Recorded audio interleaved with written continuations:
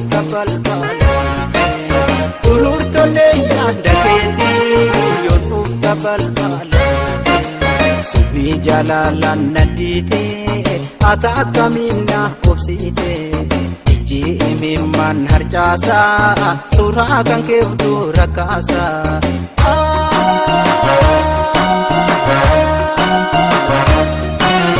kireni ko kumada mota onde tu ya dalalata hamilaf karane datu ya daragaran hibogatu amale abdin kunne sirra yolubun jirane holgara nagaa waaqaa kawaa hunda dursisee akka qabu siimboonanko akkam fayyaa keetii ati nagattus onneen koo si dagachuu hin dandeenye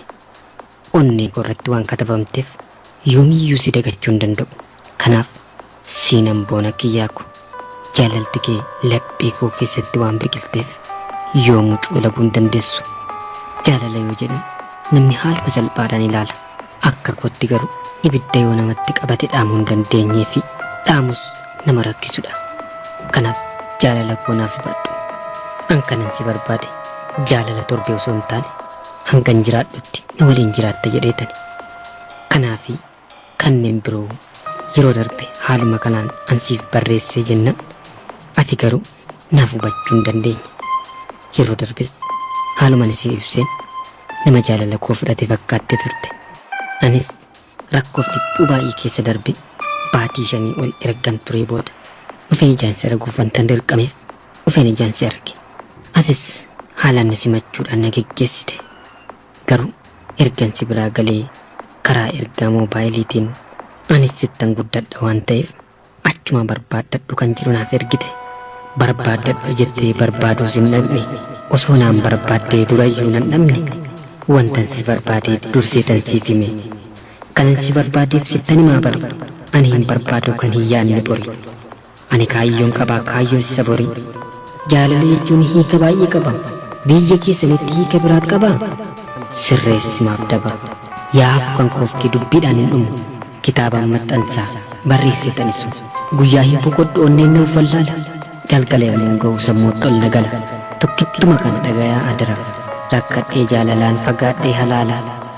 maaloo lammiiwwan koomee malanaa mala isin qopheessitoonni dambalii jaalala asan jira jedhi maaloo yaa jaalatu siinan boonaa kiyya sabboontuu qaxqatu ijaanan si arga guyyaa dhumatu furmaatanaaf laadhaa doktoon jaalalaa siinan boonaa jaalleen ol gad wallaala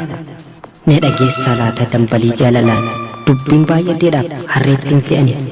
ne dhageessa taanaan isuma kanaan si dhabeen jiraadhu jireenyi koo siini akkana jedheen walaloo onneerraa maddite kana siif barreesseera atis wanta gaarii akka irraa hubattuu fi karaa dambalii jaalalaas ta'e karaa bilbilaatiin akka sagalee kee na dhageessistu abdiin qaba bilbila onnee koo sin lakkoofsa beeka heloo jedhi kottu na dubbisi meeqa sabboonaa koo jettee erga anaaf dhaamte amma maal dhageenyaan bilbila cufatte banattu sin kaastuu garuma kutatte maaloo yaa jaala kumaaf garaa jabaatte nan dhufas siin jennaan biyyan jiru jette anuma dheessuuf moo biyya keessaa baate jaalala dhugaadhaa bar fageenyin daangessu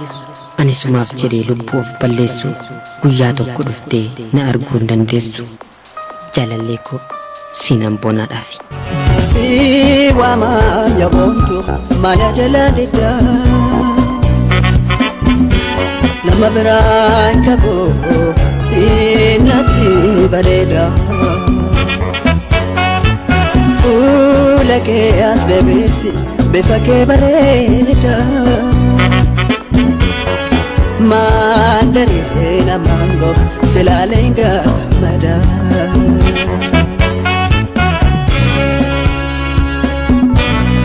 konna bira ooli ija korraan badii ansiitiin gammada bakka biraa nagee anaafaa hundaati siin kufu yoomiyyuu siin jijjiiru ooni isa kamiiniyyuu. Ay addunyaa kanarratti osoo dhalachuun koo afeerra ta'ee maal ta'a ture dhalachuu beeku malis waan nama quunnamu hin beekan. Yeroo tokko tokko carraan baay'ee nama rifachiisu nama quunnamuu danda'a. Yaa qopheessitoota qophii dambalii jaalalaaf dhaggeeffattoota qophii dambalii jaalalaa tarii maaltu ishee quunnamee naan jechuu dandeessu ta'a laata? Waan uumama kootti na gaabbisiisetu jira. Maal godhu namatu gaarii barbaada malee gaariin nama hin barbaadu. Atillee akkam biyya dhaladhe keessatti salphadhe iji koo lafa laalu na gootee keessa akka. Ija riyyaa koo baachuun dadhabe maqaa abbaa koof haadha koon balleesse. Maaloo asumarraanin abbaa koof haadha koo dhiifama gaafadha. Darajjuu maal garuu ati dhala namaa miti laata? Gara jabeenya kee yeroon laalu nama keessaa waan baates natti hin fakkaatu. Dhugaa waaqaati nama ta'uu keellee baay'een shakke. Ati baay'ee gara jabeessaaf sobduudha. Garuu Rabbi kan hojii keessiif kenne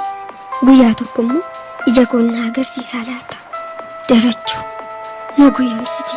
eenyummaa kee na dhoksite waan garaa kee irratti raawwatte hanga ati na sobdee akka haadha manaa qabduuf ijoollee qabdu na dhoksite ani jaalallee dhugaan siif ta'a arraafan si barbaade miti jireenyaafan si barbaade jettee na guyyoomsaa turte hunda waa'ee keessa homaayyuu hin beekun ture. Nama sin gaafanne gara jabeessaa akkasiis natti hin fakkaanne. Baay'ee na sobde.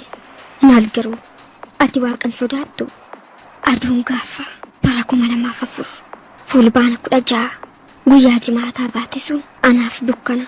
homtuu keessatti hin argamne ture. Guyyaa sana dhukkubsadhee mana yaalaan deeme.